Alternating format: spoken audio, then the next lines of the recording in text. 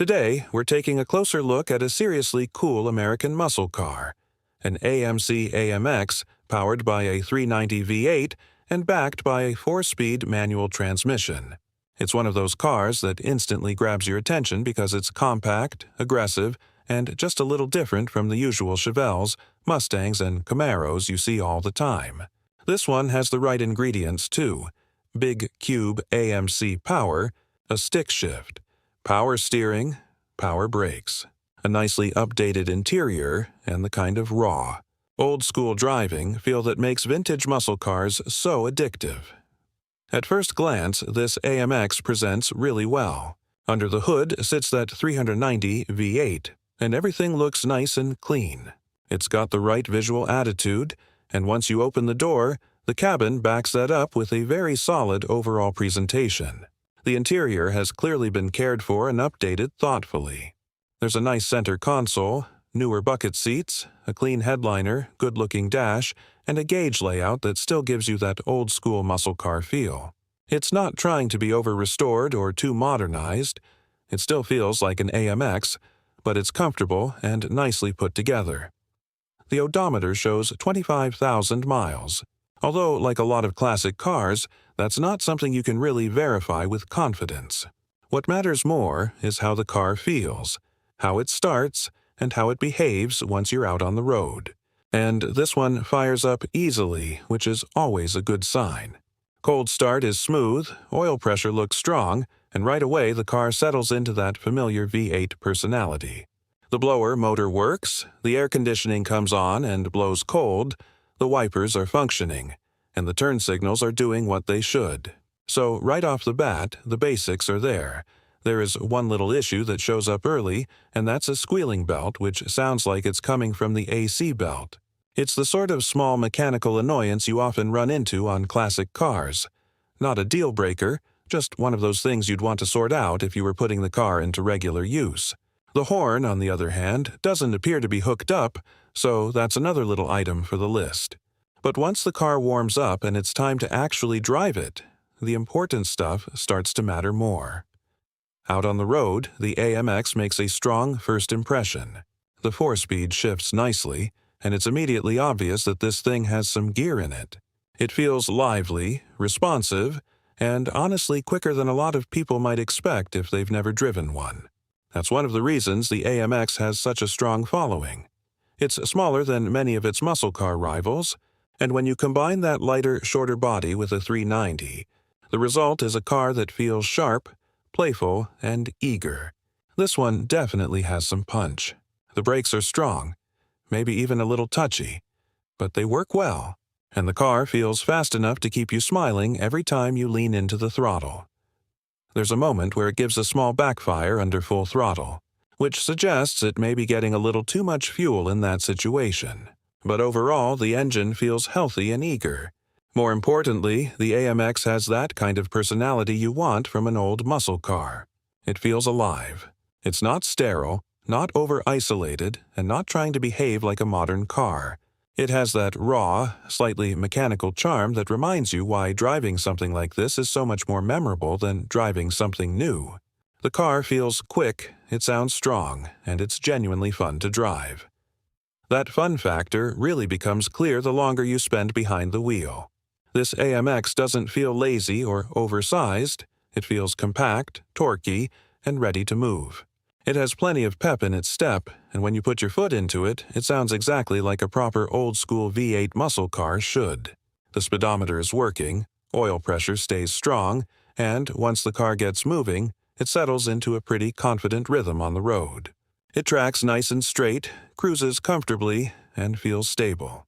There's a little bounce in the rear over rough pavement, but nothing that takes away from the overall experience. It still feels solid and enjoyable. The kind of car you could take out on a warm evening and have an absolute blast in. Temperature-wise, the car does show one of those quirks common to older performance machines. After idling and moving slowly around the lot for a while in hot weather, the engine temp creeps up to around 215 degrees. That sounds dramatic if you're used to modern cars, but the important part is what happens once you actually get the car moving. As soon as it gets out on the road and airflow starts working through the radiator, The temperature drops back down under 200 and keeps trending toward a much happier number. In other words, it doesn't love sitting in a parking lot on a brutally hot day, but once it's driving, it behaves much better. That's a useful thing to know if you're thinking about buying it, and it's exactly the kind of honesty you want in a proper walk-around review. Once the drive is done, it's time for the part that really matters when you're evaluating a classic car for sale: the flaws. And to be fair, this AMX presents nicely overall, but it isn't perfect, which is exactly why it's worth going over the details carefully. Starting at the front, there's a ding in the bumper and a few small paint chips here and there around the nose. The grille looks decent, and the wheels and tires look great, which helps the car's stance a lot. Along the body, there are some small chips near the lower edges, a few paint imperfections, and a little rust bubbling starting on the door. Up around the windshield area, there are some tiny dimples and imperfections in the paint, along with a few spots where the finish isn't quite perfect. Nothing shocking for an older restored muscle car, but definitely worth noting if you're looking for a show-level finish. Moving toward the rear, the trunk area shows a few small dimples, and there's some surface rust beginning along the edge near the weather strip area. The seals don't appear factory, and there are a couple paint runs and cracks around the trunk lid edge, plus some minor blemishes in the finish. Down the other side of the car, you'll find more of the same kind of age and restoration-related flaws. Chips near the lower body, another bubble in the door area, a couple small spots in the paint, and some minor imperfections in the chrome. None of it changes the fact that the car still looks strong overall, but it does keep expectations realistic. This isn't a flawless Concours AMX. It's a very good-looking driver-quality muscle car with some honest imperfections. Inside, the car continues to make a strong case for itself.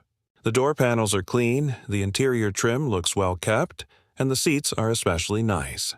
In fact, the seats may be one of the most appealing upgrades in the whole car.